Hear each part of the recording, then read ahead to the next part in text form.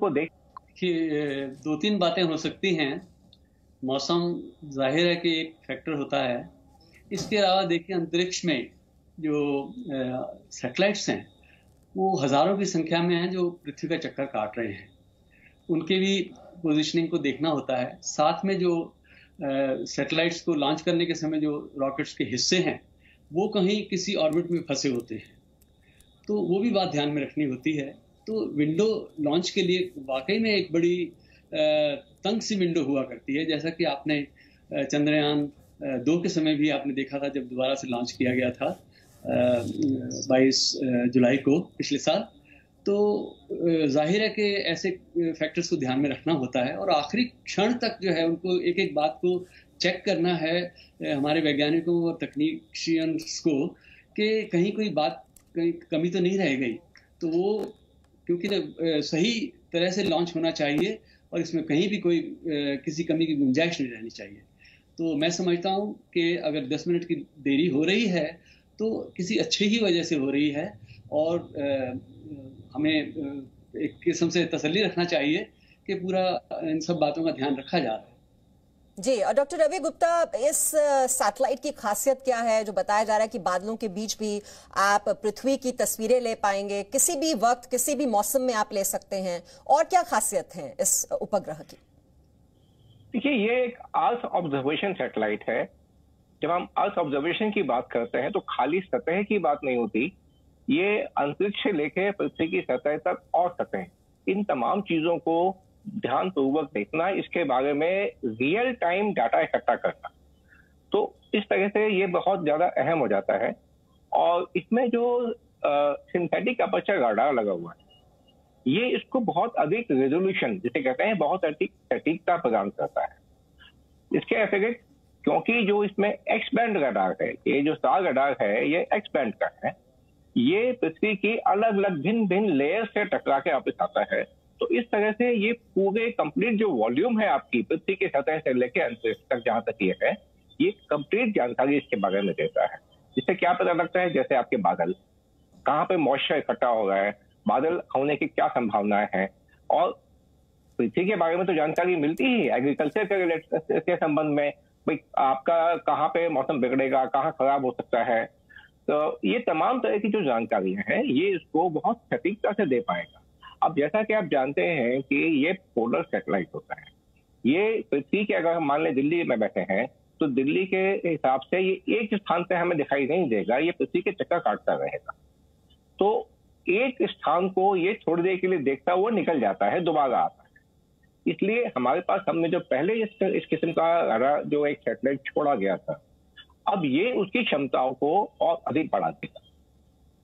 और ये एक हमारा जो हमें इसी प्रकार जैसे आपका हैजार्ड, आपके जो डिजास्टर मैनेजमेंट है, उसमें इसका बहुत अहम रोल होता है।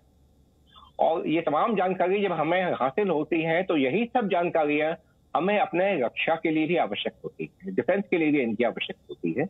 तो ये तमाम जानकारियां हमारे, एक तरह से समझिए कि हमारे देश की हर किस्म की जो क्षमताएं हैं, ये उसमें एक ऊंची छलांग देता है, एक बहुत खास वृद्धि करता है। जी, डॉक्टर आरसी कपूर, आप इसमें कुछ ऐड करना चाहेंगे कि सेना के लिए ये जो जानकारी जुटाई जाती है इन उपग्रहों के जरिए, ये किस तरह से लाभदायक सिद्ध होती है कि बॉर्डर्स पर कोई भी अगर मूवमेंट हो रही है तो वो इसमें कैप्चर हो जाती है, तो मिलिट्री के लिए, सेना के लिए ये जानकारी तो बहुत ही जरूरी है। देखिए, ये जो सैटेलाइट है ये 37 डिग्री के इंक्लिनेशन के ऑर्बिट में भेजा जाना है, और ऐसा अनुमान किया गया है कि ये शायद एक ही जगह के दिन में 2 से 3 फेरे यानी कि रिविजिट्स जो है कर सकता है। जिसका मतलब है कि हमें, आप समझिए कि 8 से 10 घंटे के बाद में फिर से उसी जगह के बारे में, वहाँ की हलचल के बारे में जानकारी मिल सकती है। अब हम सीमा पर आए तो कुछ कोई नया स्ट्रक्चर है या बंकर्स बन रहे हैं या बने हैं, तो उसके बारे में हमें इसके जरिए जो है जानकारी मिल सकती है, क्योंकि इसका जो एंटीना है, मैश एंटीना, वो 3.6 मीटर का है और 35 सेंटीमीटर का उसका रेजोल्यूशन है। इसका मतलब है कि छोटी से छोटी पिक्सल अगर आप एक तस्वीर में इमेजिन करें तो वो उस आकार की है। उससे बड़े साइज की कोई भी स्ट्रक्चर्स हैं उसको हम पता कर सकते हैं कि वो क्या है। दूसरी बात यह कि थिक क्लाउड कवर में भी जो है रडार की वेव्स ने जाना है, और जैसा कि बताया गया, डॉक्टर गुप्ता जी ने बताया कि एक्स बैंड में ये काम करता है, जो कि एक्स बैंड है 8 से 12 गीगाहर्ट्ज के बीच में काम करती है। तो ये बड़ा हाई फ्रीक्वेंसी है, और इसमें जो भी हमें इमेजिंग मिलेगी वो काफ़ी साफ सुथरी और बेहतर किस्म की मिलेगी। और हर बार जो इसरो का लॉन्च होता है, आप ये समझिए कि उसमें नई टेक्नोलॉजी का कुछ ना कुछ अंश तो जा ही रहा होता है। अगर कोई सैटेलाइट हमने जो पिछले साल भेजा, उसके मुकाबले आज अगर कोई इंस्ट्रूमेंट्स हम उस पर भेज रहे हैं, जो पेलोड्स हैं, वो उससे बेहतर किस्म के होंगे, क्योंकि हमको उनकी फंक्शनिंग से, उनकी काबिलियत से हमको पता चलता है कि हम और कहाँ इम्प्रूव कर सकते हैं।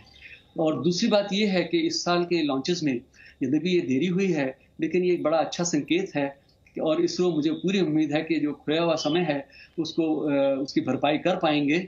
और उनकी तो इस साल काफ़ी सारी लॉन्चेस थी, और एक के बाद एक अब उम्मीद करते हैं कि आगे भी लॉन्चेस होंगी। तो ये सैटेलाइट रिज़ैट सीरीज में एक बहुत ही महत्वपूर्ण सैटेलाइट है। नया नाम रखा गया है अर्थ ऑब्जर्वेशन सैटेलाइट 1, और नए नाम के साथ साथ इसमें नई काबिलियत भी है, और हम उम्मीद करते हैं कि इसके काम से हमें सिविलियन एप्लीकेशन में और मिलिट्री एप्लीकेशन में पूरी तरह से फ़ायदा मिलेगा। और कोई अभी हमारी आँख जो अंतरिक्ष में है, वो हमारी रक्षा सेनाओं के लिए भी उतनी ही ज़रूरी है जितनी कि हमारे आम जिंदगी में ज़रूरत की बातों के मामले से। जी।